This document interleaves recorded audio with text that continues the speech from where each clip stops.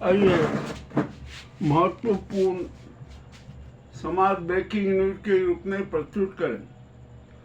Israel चाहता है कि इस्लामाबाद में होने वाली शांति वार्ता पूर्ण रूपेण असफल हो और इसी के लिए आज भी उसने लेबनान पे हमले किए।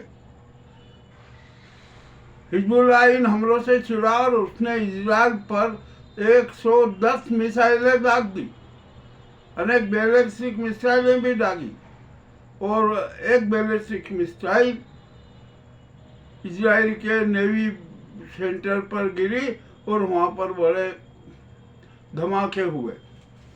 अब इजराइल की एक काली करतूत देखिए कि उसने बेरूत में हमले किए, लेबनान के कुछ क्षेत्र में और हमले किए।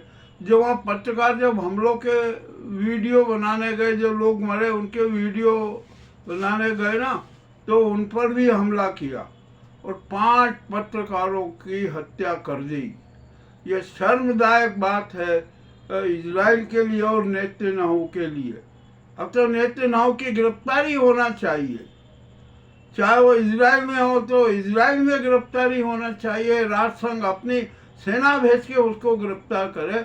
ये अब जनता की आवाज आ रही। नेतन्याहू का तो विरोध हो ही रहा है पूरा। ये इतनी धूर्तता और इतना मक्कार नेता है कि जो विश्व में कोहराम मचा रहा है, विश्व को हलाकान कर रहा है। ऐसे नेता का जिंदा रहना भी उचित नहीं है।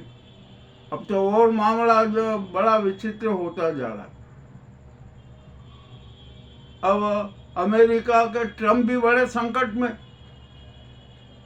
उन पर एप्टिन फाइल का केस चल रहा है, इधर महाभियोग का चलना है, उधर उनके रिपब्लिकन पार्टी में ही 2 फाड़ हो गई। ट्रम्प का विरोध करने वाले सांसदों की संख्या और बढ़ गई।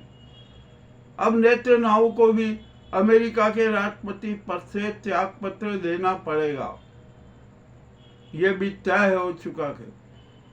आज इस्लामाबाद में जो ईरान ने अपनी 2 शर्तें रखी ना, उसमें से एक शर्त तो व्हाइट हाउस ने इनकार कर दिया कि ईरान की जब्त राशि किसी भी हालत में वापस नहीं होगी, यानी वार्ता असफल होगी ही। इसका प्रथम संकेत आ चुका है।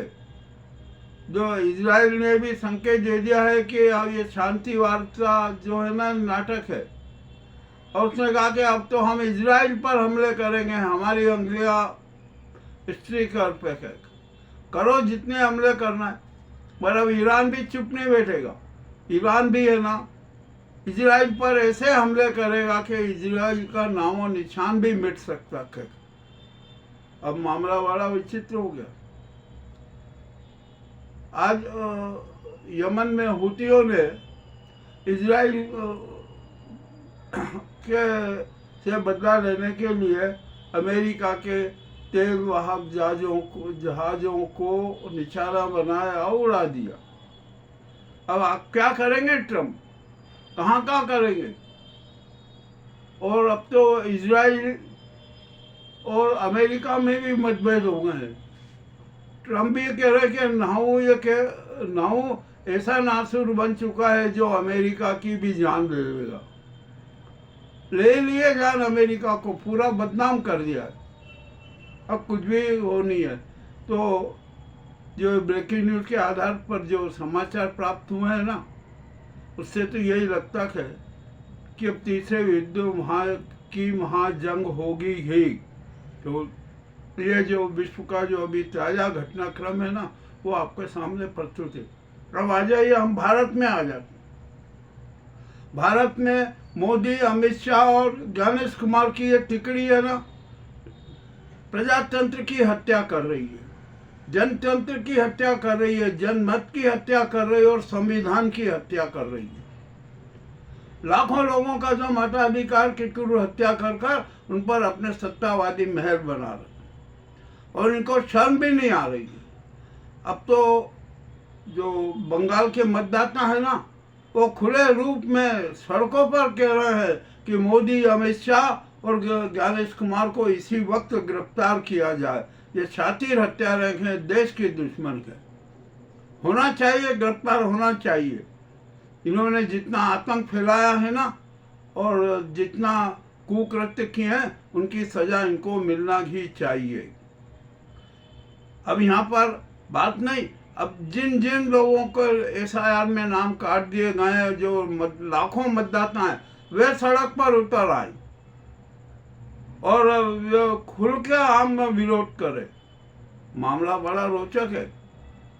अब ये गेंद है ना फर्जी और SIR की, ये सुप्रीम कोर्ट के पाले में है। 13 तारीख को सुप्रीम कोर्ट में सुनवाई होना है, निर्णय होना है। अब नोटिस से काम नहीं चलेगा, अब तो सख्त एक्शन लेना पड़ेगा, निर्णय देना पड़ेगा। बागची जी ने भी अब तो स्पष्ट रूप कर दिया कि SIR के नाम पर जो 21 लाख मतदाताओं के साथ जो छल कपट किया गया ना, वो समाप्त होना चाहिए। अरे आपकी मतदाता सूची पूरी तैयार नहीं है और आपने चुनाव की घोषणा कर दी और पूरा सारा नाटक खेल दिया, तो इस हिसाब से तो बंगाल का चुनाव भी अवैध घोषित हो जाएगा। अभी भी समय है। सुप्रीम कोर्ट 13 तारीख को कैसा निर्णय देती है कि जो SIR में जिन मतदाताओं के नाम काटे हैं ना, उनको मतदान का अधिकार दिया जाए, विशेष लिस्ट बनाकर। किसी का भी नाम नहीं कटेगा। जो ओरिजिनल घुसपैठे हैं, जो मृत हो चुके हैं, उनके नाम काट दिए वो तो छोड़ दीजिए, परंतु जो जिंदा है, जो सक्रिय है, जिनका निर्णय होना है, उन लोगों को मताधिकार से वंचित करना मताधिकार की खुली हत्या है। और इस हत्या के लिए मोदी शाह और ज्ञानेश कुमार जवाबदार हैं। अब तो पूर्व चुनाव आयुक्त राजीव कुमार का भी नाम आ गया है सामने, उनकी भी गिरफ्तारी होगी, यह भी तय हो चुका है। मामला बड़ा अति रोचक हो गया। और आज एक तो बहुत ही मजेदार बात हुई, ज्ञानेश कुमार अपने आप को बहुत बड़े सुपर समझते हैं, अनशन बोला, चाहे जिसका अपमान करना। एक IPS हैं अनुराग यादव, आजमगढ़ के निवासी हैं, 25 साल से सेवा में हैं। आज जब ज्ञानेश कुमार ने उनके साथ थोड़ी अभद्र भाषा का उपयोग किया, तो उन्होंने